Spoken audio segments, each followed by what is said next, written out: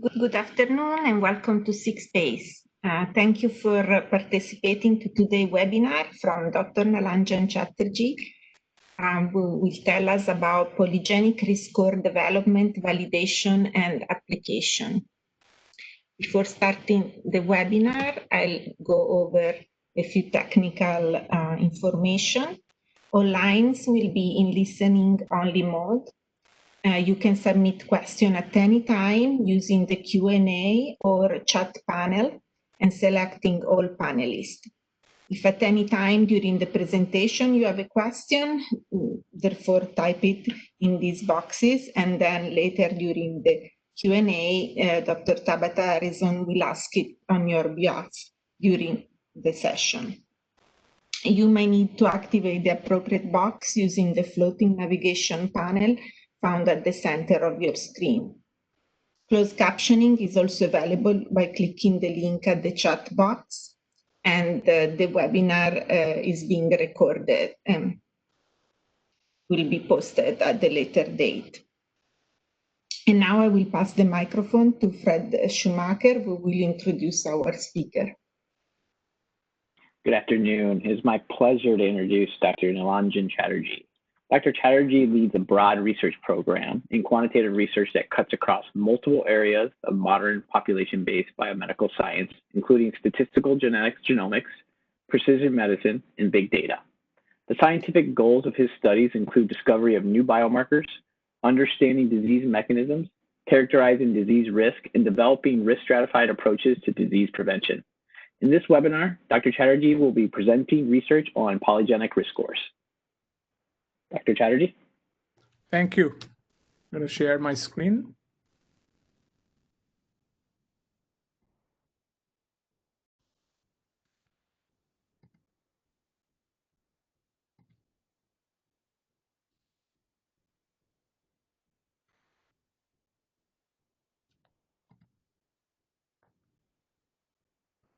All right. It's good to be back.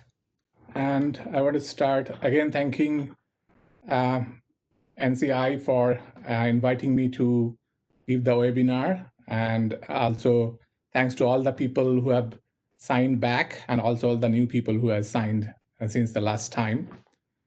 Let me start by thanking all my funding organizations, as well as my home institute, Johns Hopkins University.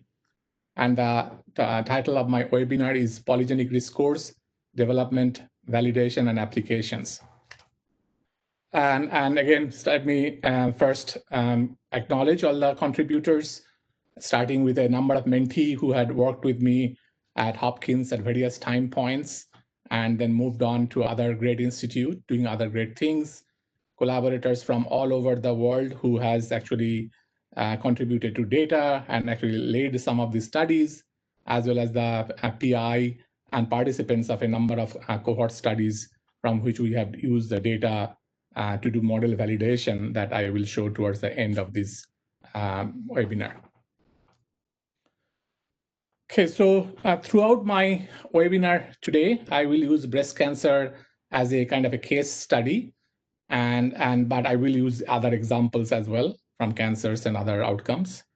So for breast cancer, if you are familiar with a little bit, you know that before the era of genome-wide association studies, people already knew existence of these genes which contain rare high-penetrant mutations, like BRCA1 and 2 mutations, which are rare in the general population if you look at the allele frequencies. But once the woman who carries the mutation, they have a high risk for breast cancer. And then since the era of genome-wide association studies started in 2007, and then the sample size accumulated over almost 10 years, that has now led to the genome-wide association study with as much as 125,000 cases, and that have led to almost like 200 or so SNPs, and that is independent SNP that are now considered to be definitely associated with the risk of breast cancer. So in that context, let's define what might be a polygenic risk score. So polygenic risk score for a woman or an individual in general would be the total genetic burden or total genetic risk associated with all of these variants. So in this case, breast cancer example, this could be 180 or so variants. and then where each SNP genotype is coded as the number of alleles that person carries, and then each of those genotypes are weighted according to their magnitude of risk of breast cancer. We'll come back and talk about how do you decide how many SNPs to include in the model, what coefficients to attach. But in general, this is the definition of a genetic risk score. Now, if we take any genetic risk score and take a sample of individuals in the population and look at the distribution of genetic risk score, it will be roughly look as a normal distribution because it is a sum of effects of many different variants. And one key parameter that you need to always pay attention to if you want to understand how well this polygenic risk score will do in terms of predicting the risk of the disease is that variance or the spread of this distribution. And this becomes much easier to see it. And so, for example, suppose now we have a distribution in the population with the blue curve, which we already talked about. And now if we look at a distribution of the polygenic risk score, now in a sample of cases, like who has the disease, then you would expect that the distribution of the risk score in the cases will be shifted. And it turns out the amount of shift in terms of this mean of this distribution is exactly the variance of that polygenic risk score in the population, that which we started with. And this is true assuming that the model is well calibrated. That means all those beta coefficients that we attached is actually a correct beta or unbiased estimate. And so you can see that the larger the spread of this distribution of the polygenic risk score, the more separated these distributions of the cases and the controls will be. And so you'll have a higher discriminatory power. And in particular, for example, you can look at the measures at the tail. Like suppose you have a particular risk threshold you might be interested in, and you might ask the question, what proportion of the population which is above this threshold? And then you will see that the proportion of cases which is above this threshold is going to be more enriched compared to that proportion in the population because of the shifted distribution. And more separated they are, you will see this enrichment to be even higher. So, but the performance of how well this polygenic risk score will perform to predict the risk of the disease or to separate the discriminate cases and controls, it depends on few key quantities. And these are heritability and the effect size distribution and the sample size. And throughout my talk, what I'll define heritability for a trait associated with a set of SNP to be basically the spread of the underlying best polygenic risk score that could be defined by the combination of the SNPs. And what do I mean by the best polygenic risk score? I mean that if I could get the best association coefficient for each SNP without any estimation and selection error, so that's the ideal polygenic risk score. And whatever is the spread of that distribution, that is sort of is the heritability of that polygenic risk score. And in fact, you can actually find the corresponding heritability for all SNPs that are included in a GWAS platform. For example, 500,000 or 1 million SNPs, or if you have imputed data, that could be 7 million SNPs. And there are techniques for this using variance component modeling that allows you to estimate what is that spread of that ideal PRS that could be defined based on that combination of million SNPs. Even though I do not exactly know which SNP is actually causal or not, but that quantity, that the spread of that underlying idealized PRS could be estimated from the variance component techniques. And that gives you kind of the ideal performance, that one day could achieve. But you have to remember that in a given GWAS where we do not have the luxury of estimating everything perfectly, we'll have the estimation error and selection error. The performance of whatever polygenic risk score we'll have is going to fall short of that the ideal polygenic risk score. That is sort of the ceiling of which is given by that estimate of heritability. And in fact, as sample sizes increases, and we will go closer and closer to that limit, and how fast we will increase, that will depend on how many SNPs are there that are contributing to heritability, and what is the nature of their effect sizes. So let's show some concrete examples using cancers. So we recently did a paper published this year earlier in Nature Communication, where we took summary level statistics. Again, thank you for all the consortium, which has actually generously given us the data to do this work. We took the summary statistic data from about 13 Genome Association Study Consortium, from which we have some recently developed method to estimate not only the heritability, which is again the variance of the underlying polygenic risk score, but also how many SNPs are there that might be contributing to the risk of the disease and hence the heritability. So you can see that the second column, what I'm showing is that for each cancer, we are estimating there could be thousands of SNPs, each with independent effect, and then the corresponding polygenic risk score has this amount of spread in the population. So you can see that there is a wide variability, and then based on the spread, as I showed in the earlier figure, on the spread, I can also calculate measures such as area under the curve, which captures how well separated the two distribution, the cases and the controls are. And that is often used as a measure of discriminatory performance. So you can see even in the ideal setting, like if you could build GWAS of infinite sample size, there will be a wide variation in performance of the polygenic risk score. And this is focusing on common variants. And so there are cancers like chronic lymphoid leukemia, testicular cancers, where this heritability indicates one day the polygenic risk score can have a area under the curve above 80%. Whereas there are things like ovarian cancer, you can see that even in the ideal setting, the common variants is only going to lead a modest and discriminatory performance at about 64%. And remember, 50% is sort of the worst one can do if you use area under the curve as a measure. Now, there are important differences in the effect size distribution. That's what we found in this paper. So suppose here I'm taking 3 examples. One is the testicular cancer, oropharyngeal cancer, and breast cancer. And this is the associated number of SNPs, which we estimate that the independent SNP that has an effect on those cancers. And I'm showing the distribution of the effect size of those SNPs in terms of odds ratios. Some are positively associated, some are negatively associated. And the one thing that I would like you to note that, for example, testicular cancer, it has a much fatter tail compared to if you look at the oropharyngeal cancer or breast cancer, but the effect sizes are more concentrated towards smaller values. And that means that this cancer, testicular cancer, has much larger number of SNPs, which has a relatively larger effects and compared to these 2 other cancers.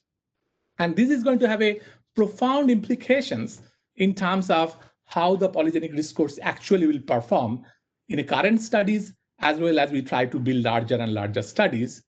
And to make that point, so this is a projection we are showing that as we increase the sample size for genome association studies, so this is in 1,000, so 250, for example, correspond to 250,000 total sample size with 125,000 cases and 125,000 control. So, and then I'm showing the 3 dots. One, the blue dot correspond to what is the sample size for the current largest GWAS. And that means this is where I can build a polygenic risk score now. And for example, now for testicular cancer, that number is already above 75%. So, and that relates to the fact that this cancer has a lot more SNPs with larger effects. And then if we increase the double or triple quadruple the sample size, and even though the original sample size to begin with is fairly small, like is less than 10,000 cases, I don't need that larger sample size to get close to that limit that is indicated by heritability. And just look at the other extreme is oropharyngeal cancer, but the current sample size for the GWAS is in a similar range. The number of cases is less than 10,000. But because of its more polygenic nature of architecture, a lot more SNPs with small effects, and also the heritability is somewhat lower, but it's not that low compared to, for example, similar to breast cancer. But still, the current GWAS is going to lead to polygenic risk score that has very, very almost no predictive performance. And that is again, and then even if I double or quadruple the sample size, the performance will only modestly increase. And to get closer to what is there by closer to the heritability limit, we will need huge sample sizes that may not be possible for a rare cancer like oropharyngeal cancer. Whereas breast cancer, the scenario is similar, but because it's a common disease, we already have a large sample size GWAS, like 125,000 case and control. And that's where we are in terms of the best polygenic risk score performing. And then by doubling and quadrupling sample size, we will slowly be able to go closer to the limit suggested by the estimates of heritability. So let me just give you some take-home messages from this part of the webinar. Is that one thing when you're trying to do this PRS research, it's always useful to remember that the complex diseases are extremely polygenic, and they typically involve thousands of SNPs with small effects. And because of that, we need very large sample size GWAS to build PRS, which are going to be somewhat predictive at least. And even if you get summary statistics data from these large GWAS, that is fine. And then as the sample size for genome-wide association studies will increase, so will the predictive performance of those polygenic risk score will increase until it reaches the limit that is given by the heritability. And so we can see how big sample sizes we need for each cancers based on the calculation I just showed earlier. Okay. So that was you can think about power calculation. Like you do have you're trying to understand what kind of sample size you need to build predictive model. But if you have a genome-wide association study now, one practical question is that what method I should use to build a polygenic risk score that will give me the as good a performance as I can expect from that kind of data. So that's my second part of my next few slides is going to focus on those methods. And so before I move forward, just a few definitions and to remember, when I may say summary statistics, what I mean by the estimated association coefficients, standard errors, z-statistics, or p-values that you typically get from standard GWAS analysis for one SNP at a time analysis. I usually refer to the discovery and training sample as those large GWAS that are providing this information on these summary statistics, or you could have also individual level data. And then you need also a validation or test sample that could be relatively smaller in sample size, but you need those to either to tune those models and also to show final performance of the polygenic risk score in a completely independent held out data sets. So there's a variety of methods for building polygenic risk scores. And you can start with the most simplest methods, which is focusing on those top SNPs, which has rich genome-wide significance. Like the breast cancer, we have 180 or so SNPs. And then you can weight them by the estimated effect sizes from the genome-wide association study itself. An extension of that is something called a pruning and thresholding method that was popularized by this paper in Nature by Sean Purcell. And what you do is that you relax the significance threshold. Instead of just taking the typical genome-wide significance threshold of 5 times 10 to the power minus 8, you consider a series of significance threshold, like 5 times 10 to the minus 7, 10 to the minus 6, and so on and on. And for each one of them, you get a polygenic risk score from your training sample. And then based on validation sample, which you see which polygenic risk score performs the best and what threshold that gives you the best performance. And that is the polygenic risk score. You use the final polygenic risk score. And then we have considered extension of this polygenic pruning and thresholding method to account for this winner's curse problem, because when you try to estimate the effects based on selected SNPs which has reached a certain level of significance, and that can create some bias in the underlying estimates effects. And also we showed that you can extend this to using multiple thresholds to account for SNPs, which might be based on functional annotation data.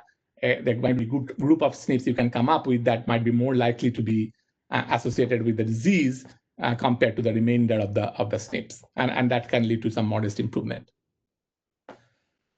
So this is one of the examples of from schizophrenia, where the early analysis of the analysis of the PGC2 data sets, where they showed that if you look at the SNPs which only reach genome-wide significant, that means if you look at on the left-hand corner, you see that the prediction performance, because very, very few SNPs reach genome-wide significant at that time on the PGC2. And if you put all of those SNPs in a model, they'll have a very poor prediction performance. But then when they added more and more SNPs using more and more liberal threshold, there was a dramatic improvement in the performance of the model until a fairly relaxed threshold of p-value of 0.2. And that was quite striking improvement and example. But this picture is not so dramatic if you look at other diseases. For example, let's say we looked at type 2 diabetes in this paper. The blue curve is that pruning and standard pruning and thresholding methods. Again, from the summary statistics come from type 2 diabetes consortium. And then we are showing the performance in independent data sets. You can see that compared to just checking the genome-wide significant SNPs, you do see an improvement with a slightly relaxed threshold up to 0.001, but then it drops out again. And then, with the Wiener's curve correction, that the one we indicated, you do see a little bit more improvement. But again, you do not see as dramatic improvement as the schizophrenia example.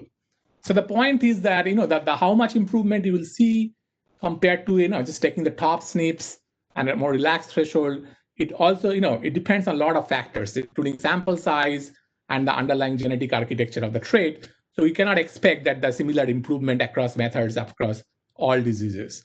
And you'll see variations across diseases.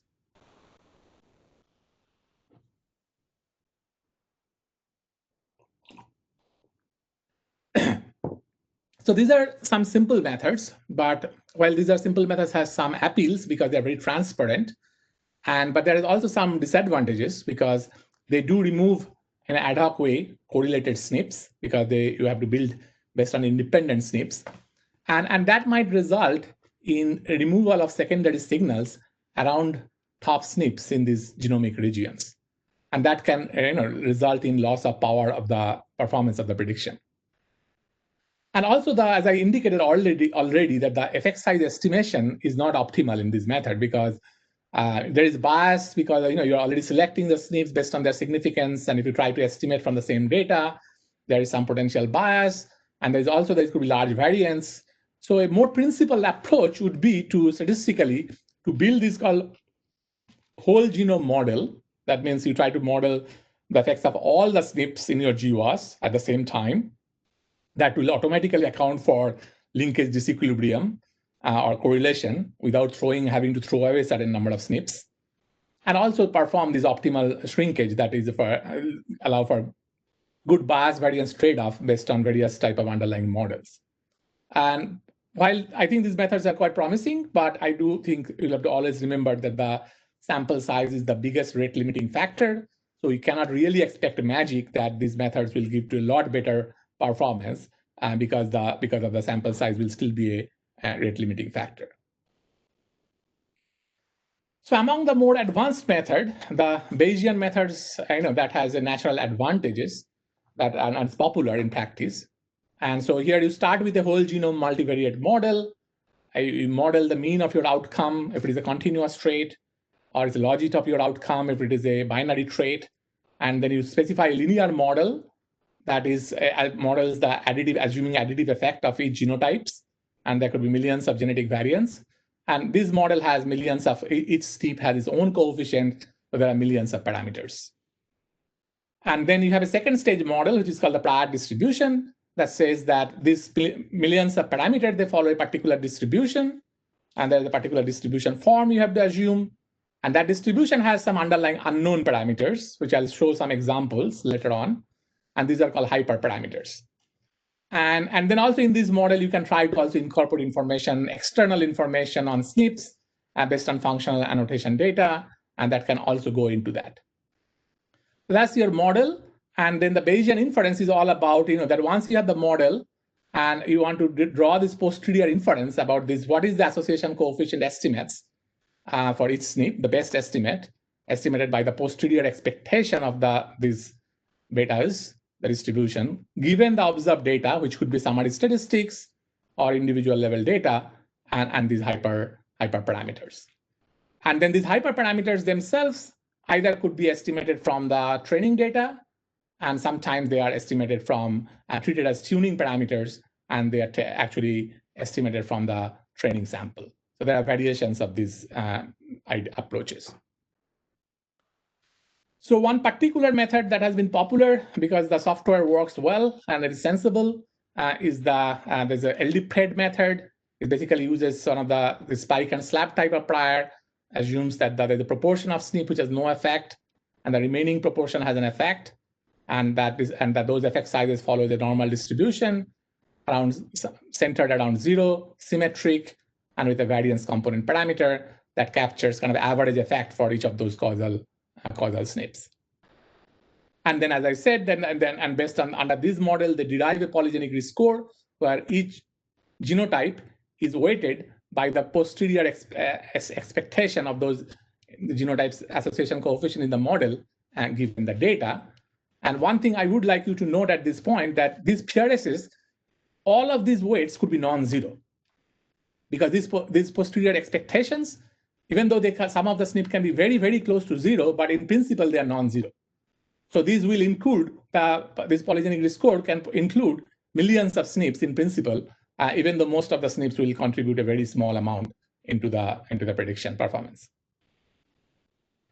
And then they have, they estimate, they have two tuning parameters, this proportion and the variance component.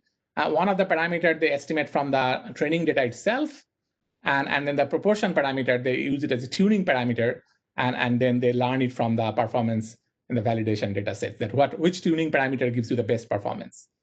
But there is a more recent version of the LDPRED software where they try to estimate both of them from the discovery sample itself.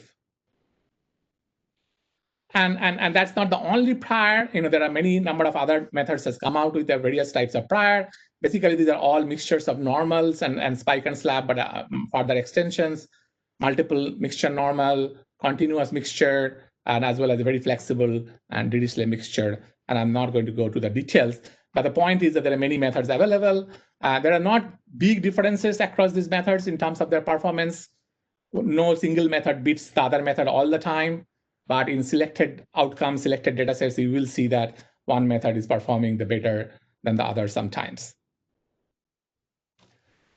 Okay, so now let's go back to the data again, like what is happening with breast cancer. As I promised that I'll come back to the breast cancer example. So this is the breast cancer PRS development was described in this paper in American Journal of Human Genetics from the Cambridge group. And so they have come up with a SNP, a polygenic risk score based on a pruning and thresholding type of methods with an optimal thresholding of 10 to the power -5 that leads to 313 SNPs. And that leads to the odds ratio per standard deviation of this polygenic risk score about 1.65. That means the odds of the disease goes by 65% per standard deviation increase in this polygenic risk score. And that corresponds to an area under the curve about 63%.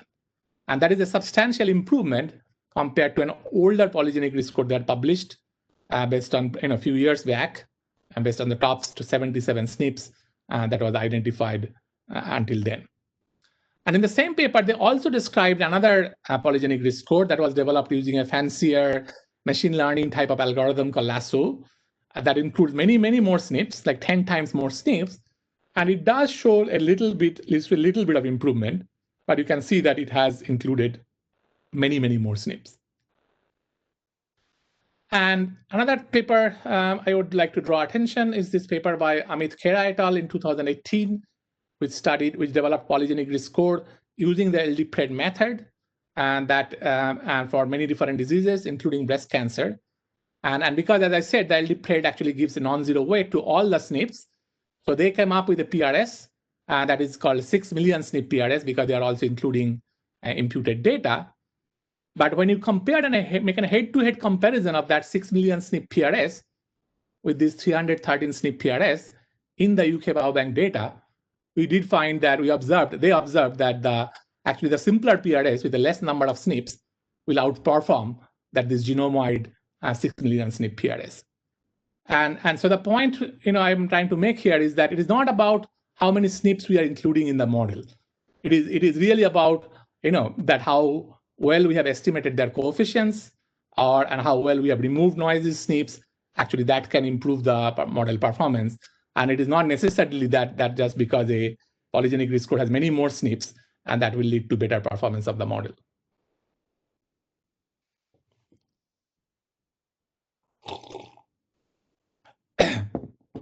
So nevertheless, in a recent paper and this was published earlier this year. We tried to develop a polygenic risk score associated with multiple diseases as well as multiple risk factors to develop a composite polygenic risk score for mortality, for predicting overall mortality, and I'll come back to that later.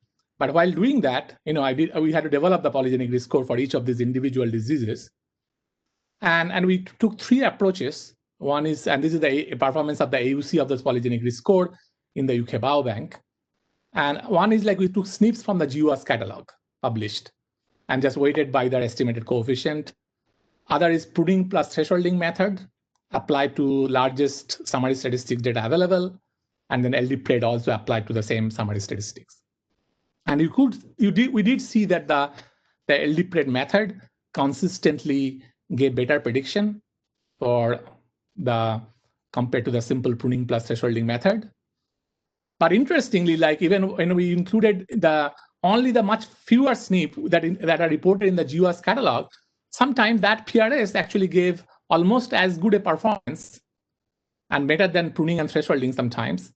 And sometimes, like for example, in the example of prostate cancer, that it felt a little bit better than even the LD-PRED method, where these PRS includes millions of SNPs.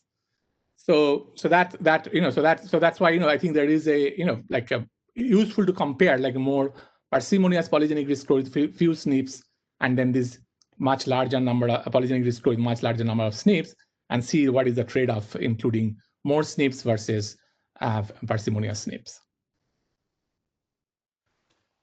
Okay, so that was about some of the existing methods about polygenic risk scores. So let me talk about a little bit about some of the challenges people are facing in the multi-ethnic populations.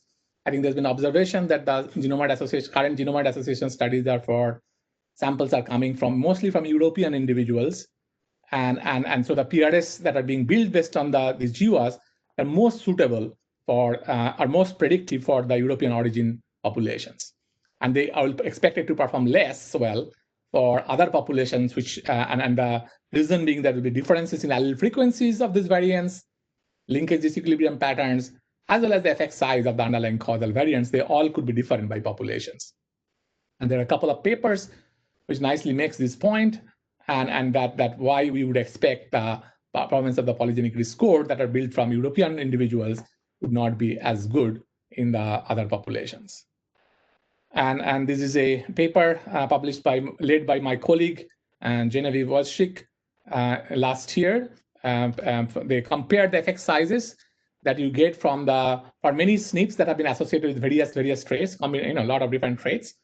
And they take the effect sizes, these are standardized effect sizes. So that means this effect size proportional to how much variance this SNP explain. And they take it from the GWAS catalog. So that means those are estimated for the European population. And they estimate the same quantity for the various minority populations, particularly to African American and Hispanic population in the PAGE consortium. And they consistently found that the effect sizes for those SNPs tend to be attenuated compared to the observed in the European population, especially for the African population, the attenuation is quite stronger. So if you look at the slope of this line, you'll see that this beta coefficient is 0.51. So the R square, which is beta square, is like 25% for the African population.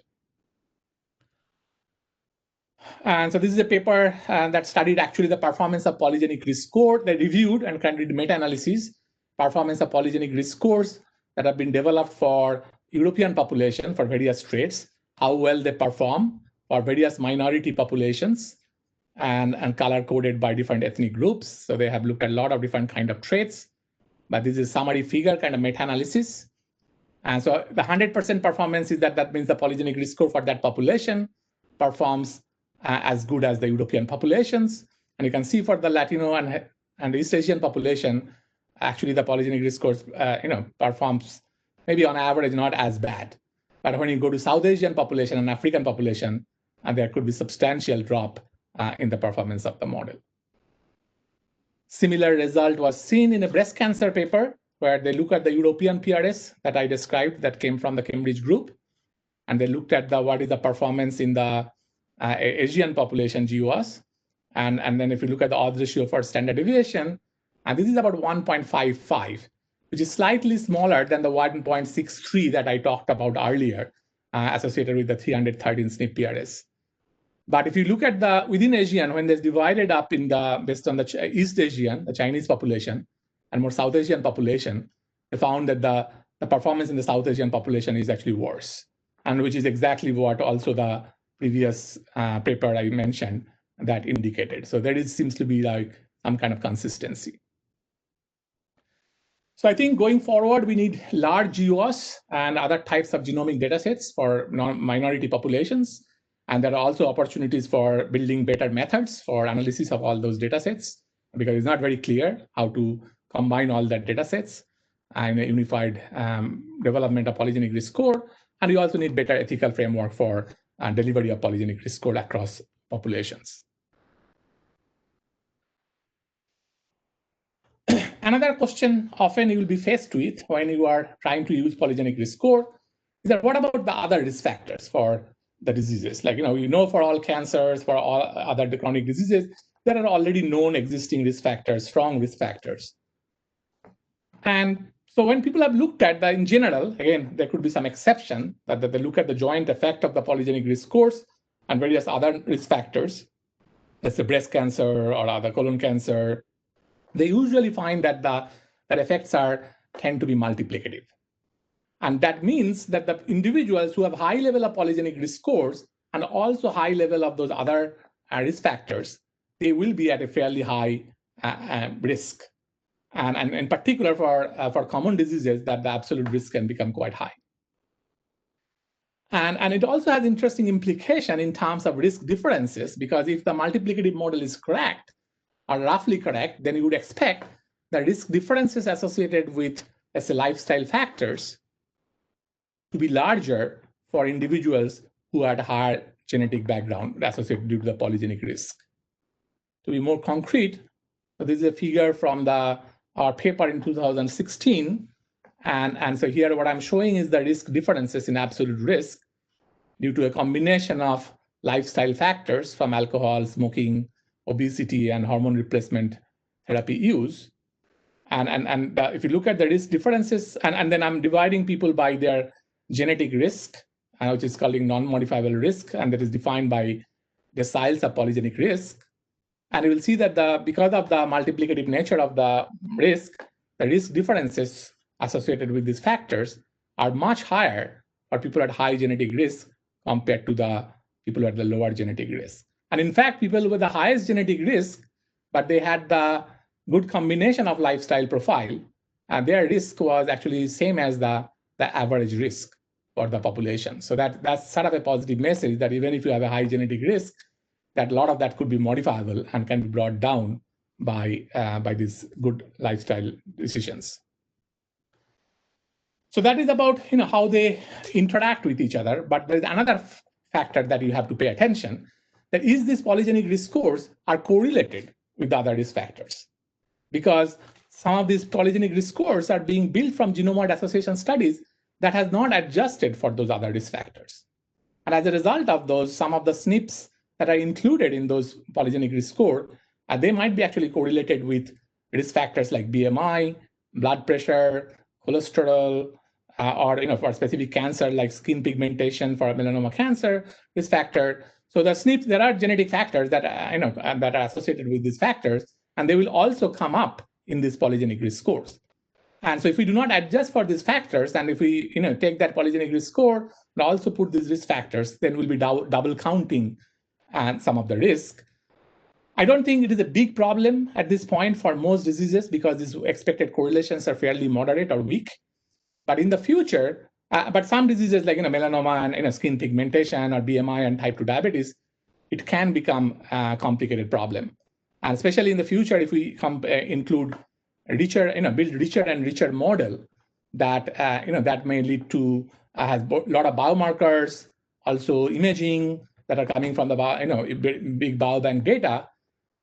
Those factors will start correlating with some of the SNPs, and then if we do not adjust for these factors, then there would be eventual problems with miscalibration of model as well as loss of predictive performance.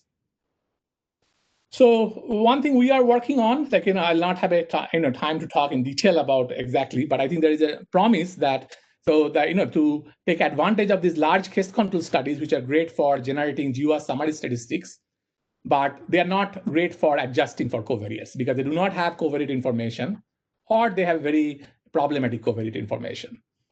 And then there's these biobanks, which are very good because they have a rich set of covariates, prospective data. They also have genotype data, but they do not have as many cases as the case control studies. And I think there is some potential to take advantage of both type of studies and combine them to come up with a better adjusted estimate of the SNP effects with adjusted for a number of other risk factors which could be potentially associated with this disease. I'm going to skip this slide for the interest of the time, but you can look at this. So there's some methods we are developing and applying to type 2 diabetes. But let me come to the last part of my talk, which is about the evaluating clinical utility. And this is really important because there has been a lot of debate and confusion, I would say sometimes, about the utility of polygenic risk scores, because some school will say that people who like to use area under the curve or C statistics, which is a global measure of discriminatory performance of the model, that this polygenic risk scores performance is at best is very modest. For example, for breast cancer, the best polygenic risk score has a 63% area under the curve. So that would be considered a modest overall discriminatory performance. But then other people will present results where will say that the people at the very high end of the polygenic risk score, they do have very high risk. They may be 5% of the top distribution or 1% of the top distribution. They will have considerably high risk. And in particularly, if the disease is common, like breast cancer or heart disease, their absolute risk could be quite high. So I think there seems like a lot of contradictory messages sometimes that it is useful or not, depending on how the way you want to look at. So I think it is useful to look at the whole picture and not just one measure. And so it is useful to go back to that picture I drew earlier.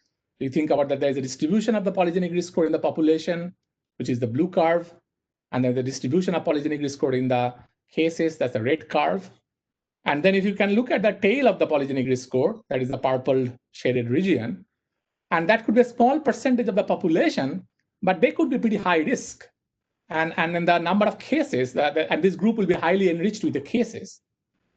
And so probably they should be targeted with a specialized intervention that may not be applicable to the general population because of cost or other burden associated with those interventions. But at the same time, it is useful to remember that if we do not have a very high discriminatory performance of the model, that means this blue curve and red curves are not very well separated, then I would still expect that a large majority of the cases, for example, if you look at under the red curve, if you look at the proportion of the shaded region, a proportion of the region that is under the shaded curve, that is actually less than 50%. That means that, so that means that more than 50% of the cases is going to actually arise outside these high risk groups. So that also means that, that the targeted intervention effort by itself is not going to be effective to reduce the overall burden of the population. We do need to continue like the more benign intervention efforts at the population level, and that to bring down the breast cancer burden at the population. So I think like personally, I like to use absolute risk model because to show clinical utility of polygenic risk scores and other factors, because it helps to incorporate information on many different factors, like polygenic risk scores, their risk factors, and the distribution of the risk factors in the population, disease incidence rate, and also like if you have established risk threshold for interventions and clinical guidelines. And in particular, I think this will be more important. Like if you're trying to show value of models across ethnic groups, you already know there is difference in incidence rate, risk factor distribution, prognosis across the ethnic groups. I think like using absolute risk model will be very useful to compare model across ethnic groups. So toward this goal, we have been trying to develop an integrated model with polygenic risk scores with other risk factors. And so one of the software or the technique we have been using, and this is a software we have been developed that compartmentalize absolute risk model development into a few key parameters that you have to give a set of risk factors and the relative risks, and a data set that gives you estimate the risk factor distribution for the population. If you have external estimate of the disease incidence rate for the population, if you want to adjust for competing mortality, then the absolute risk model, you can also put those information. And then this model allows you to develop a model for absolute risk over a specified time period. And then for the breast cancer, we developed two different models. One is based on the literature review, the relative risk parameters came from, and the other is based on a more empirical work based on cohort consortium. And then we performed model validation across a large number of cohorts and then did population projections. So you can see that we had large number of cohorts that participated in validation studies. So that is total of 7,000, more than 7,000 cases, and 250,000, close to 250,000 control. And this figure shows the kind of the calibration of the risk that we get from this model in the relative risk scale. And I'm showing the expected relative risk and the observed relative risk in deciles of the predicted risk. And so the two literature-based model, it has two versions. One is less than 50, another is greater than 50. And the more empirical model, which is only available for greater than 50. So overall, you see that I think I would say that generally there is a well calibration of the model, but for the literature-based model particularly, there might be little overestimation of risk at this end. As I indicated earlier, that it is important to look at the extremes and see if there is a model miscalibration in the extreme. I think the problem is less in the empirical model, and probably that is on the advantage of using more empirical model. But even though I would say like that this was the completely literature-based model, it performed quite well, I would say, overall. And then we then did the projection, because we have the risk factor distribution for the US population. So we said what would be the absolute risk distribution for the US, let's say in this case, the model for the non-Hispanic white and 5-year absolute risk. And we did projection of distribution based on three models. One is only risk factors, another is the only PRS, and the other is the combined.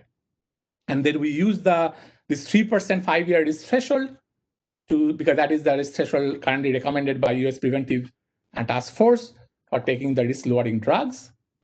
And so we asked the question that at this threshold, if you use these three different models, how many people will identify and that will qualify at that threshold?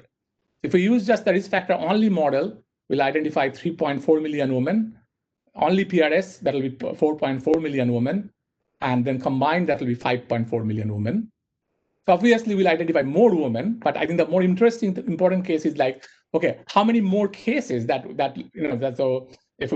lead to a reduction in cases potentially, because we estimated that among these 3.4 million women, in absence of intervention, in the next 5 years, we expect 124,000 cases. And then among these 5.4 million women, we expect that there'll be 226,000 cases in absence of the intervention. So you can see that there's a potential for large number, reduction in large number of cases if we target based on the combined model as opposed to the only a standard risk factor model.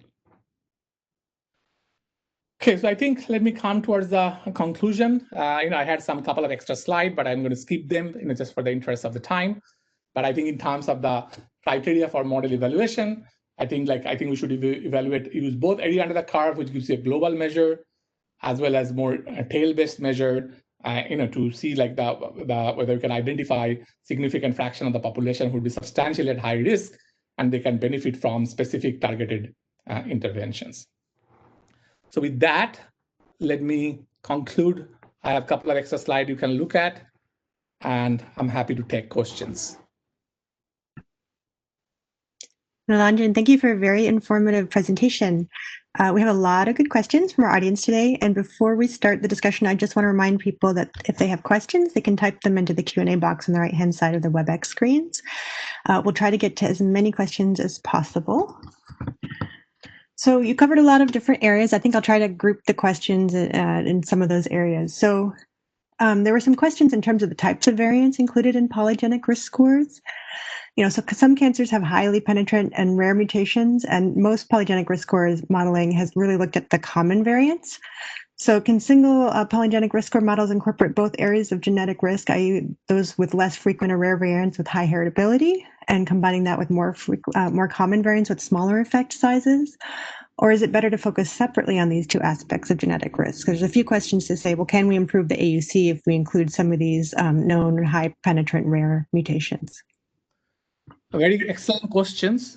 So yes, people have already looked at, that how the polygenic. First of all, that one question you might want to ask is the polygenic risk score performs in the same. So throughout my talk, I was showing the performance of the model in the general population, where the BRCA, the number of people who carries BRCA1 and 2 mutations or other rare mutations is exceedingly rare. So this is mostly driven by non-carriers. But people have looked at, does the polygenic risk score also provides this stratification among women who are BRCA1 and 2 carriers or other high penetrant mutation carriers? For example, in this slide, if you can see, the paper was published again this month, by the Hera et al. Into 2020, as well. And that shows the polygenic risk score. This is the odds ratio associated with the deciles of polygenic risk score, and these among carriers and non-carriers separately. And they found the curves are very parallel. I mean, in terms of relative risk, and they give very similar effects for both carriers and non-carriers. And then in absolute risk, you see that the risk differences for associated with the BRCA1 and 2 carriers will be even higher for who are higher polygenic risk score compared to the lower polygenic risk scores. So I think this kind of like incorporating polygenic risk score and BRCA, rare penetrant mutations is already happening.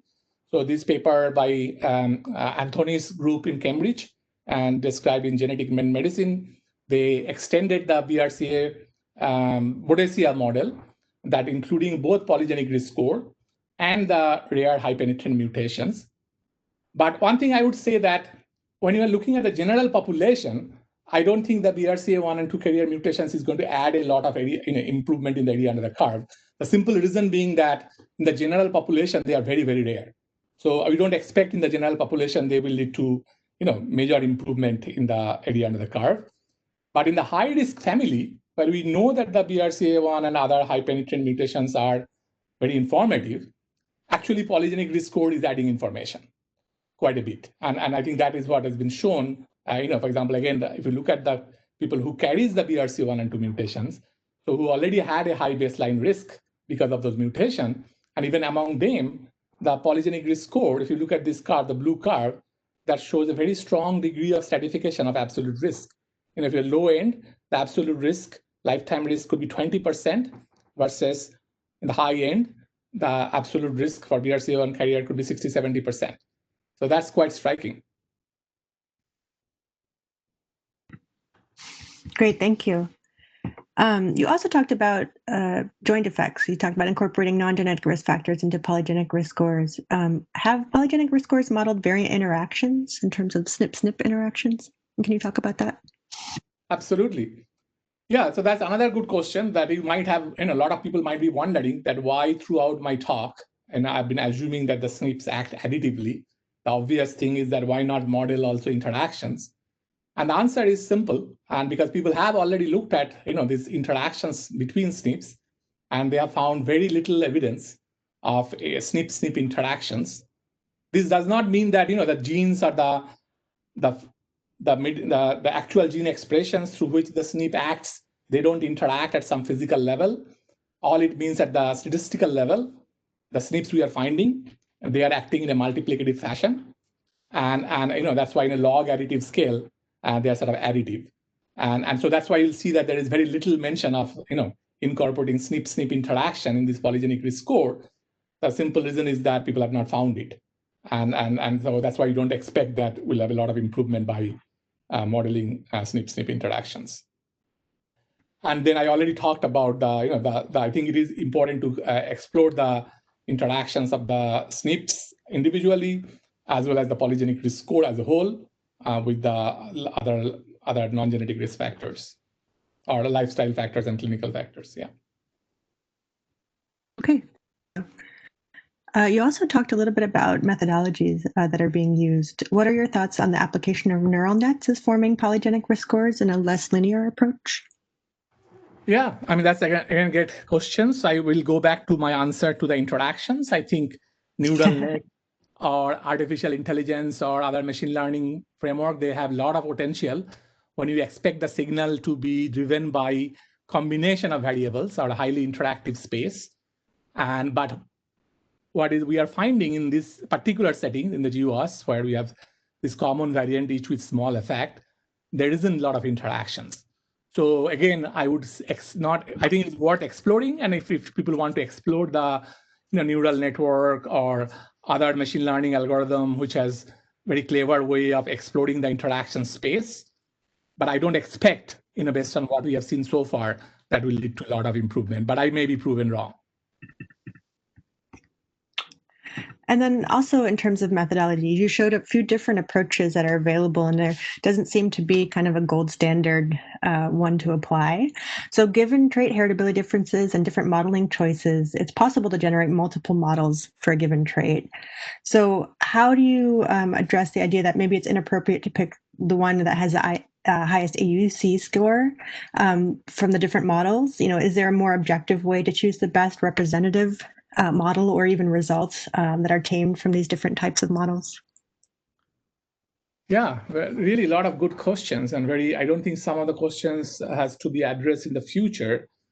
I mean, from of course, area under the curve or other measures of prediction performance. One thing I would say that you can come up with other measures of predictive performance like R-square or area under the curve or some tail-based measures. So, but all of them are related to this, in a monotonic way to each other mathematically. So if you optimize one, the other parameter will be also optimized in a statistical way.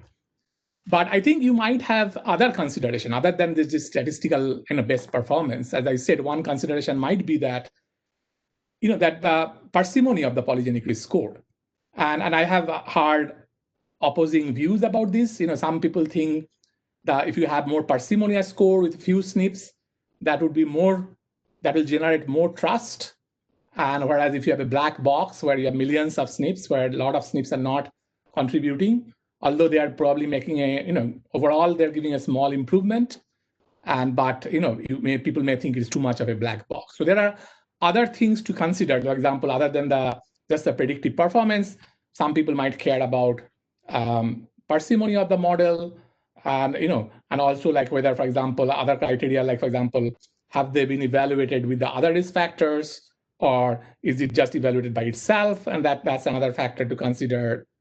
So yeah, I think there is other factors to consider, like when in trying to develop this.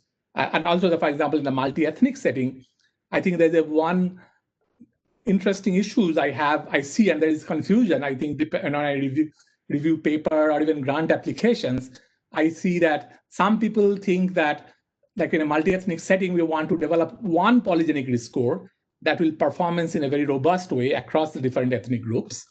And that is defined as a multi-ethnic polygenic risk score. But another way you can think about that, given the multi-ethnic genome association study data set, I want to generate one polygenic risk score for each population, and that is optimized for that population. But that may not be the same polygenic risk score. And which one should be more acceptable from an ethical point of view and from a disparity point of view. I do think that there is also ethical frameworks needs to be developed other than these statistical criteria if we are trying to make these polygenic risk scores available in the healthcare setting.